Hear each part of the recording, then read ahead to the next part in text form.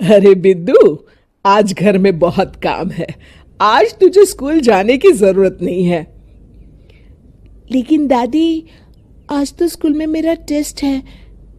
अरे एक दिन स्कूल नहीं जाएगी तो ऐसी कौन सी तेरी कलेक्टर की पढ़ाई छूट जाएगी। वैसे भी मैं देख रही हूँ आजकल तो बड़ी ढीठ हो गई है। अपनी दादी की बातें सुनकर बिंदु नाराज हो जाती है। तभी उसकी माँ कहती है, अरे बिंदु, इतनी छोटी बात पे मुंह फुलाने की क्या जरूरत है। दादी बिल्कुल सही कह रही हैं। लड़कियों को तो घर के काम काज सीखना चाहिए। अरे बहू, रमेश के लाड़ प्यार ने इसे बिगाड़ रखा है। कम से कम तू तो मेरी बात समझती है। अच्छा, मेरी पूजा का समय हो गया है, मैं पूजा करने जा रही हूं। इतना कहकर रमेश की माँ वहां से चली जाती है। इस तरह बिंदु की दादी और माँ दोनों अक्सर उसे घर के कामों में ही उलझा कर रखते थे। कुछ दिनों के बाद राजू और बिंदु के 10वीं के रिजल्ट्स आते हैं। दोनों बच्चे दादी को अपना अपना रिपोर्ट कार्ड दिखाते हैं। शाबाश मेरे लाल, तू तो बड़े अच्छे नंबरों से पास हुआ है। तभी बिंदु कहती है, दादी, मैं भी अच्छे नंबरों से पास हुई हूं। रमेश की माँ बिंदु को अनदेखा करते हुए कहती है, हाँ हाँ ठीक है, अभी यहाँ खड़ी क्या कर रही है, सुन लिया मैंने। जाकर मेरे लिए चाय बनाकर लिया। बिंदु उदास होकर चाय बनाने किचन में चली जाती है। तभी राजू कहता है, दादी, मैं क्रिकेट के कोचिंग सेंटर में एडमिशन लेना चाहता हूँ। अरे वाह राजू बेटा, ये तो तूने बड़ी अच्छी बात कही। तू कल ही अपना एडमिशन करा ले, जितनी भी फीस होगी मैं दे दूंगी।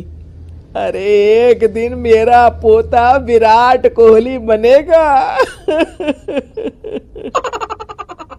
इस तरह अक्सर रमेश की माँ अपनी पोती बिंदु के साथ दुर्व्यवहार करती थी।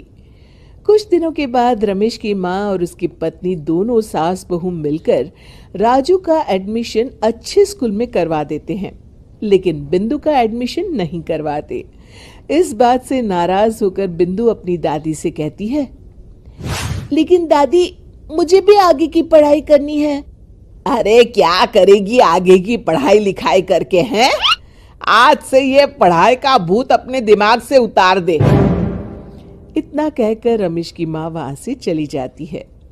उस दिन के बाद से बिंदु की पढ़ाई हमेशा के लिए छूट जाती है और उसकी दादी उससे घर के सारे काम करवाना शुरू कर देती है।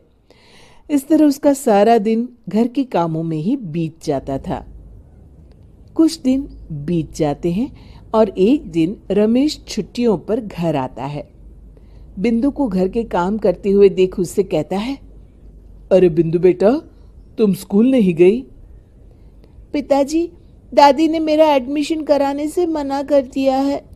वे कहती हैं घर पे रहकर घर के काम करना सीख। अपनी माँ का ये बर्ताव देख रमेश को बहुत गुस्सा आता है और वो अपनी माँ से कहता है, माँ, ये तुमने क्या किया? आगे की पढ़ाई के लिए स्कूल में बिंदु का एडमिशन क्यों नहीं करवाया? अरे बेटा, लड़की जात है, ज्यादा पढ़ लिख कर क्या करेगी। वैसे भी शादी के बाद तो इसे घर के ही काम करने हैं ना। तुम किस जमाने में जी रही हो माँ? अगर कल्पना चावला के घर वाले भी तुम्हारी सोच के होते तो क्या वो पूरी दुनिया में हिंदुस्तान का नाम रोशन कर पाती? इसका स्कूल छुड़वाकर तुम इसका भविष्य बर्बाद कर रही हो, लेकिन मेरे रहते ऐसा नहीं होगा। बिंदु बेटा, कल ही तुम्हारा एक अच्छे स्कूल में एडमिशन करा दूंगा। तुम जितना चाहे उतना पढ़ो। मेरे होते हुए तुम्हें किसी बात की चिंता करने की जरूरत नहीं है। अपने पिता से हौसला पाकर बिंदु खुश हो जाती है और कहती है, जी पापा, मैं खूब मन लगाकर पढ़ाई करूंगी और बड़ी होकर डॉक्टर बनूंगी। ये हुई ना बात। शाबाश मेरी बेटी।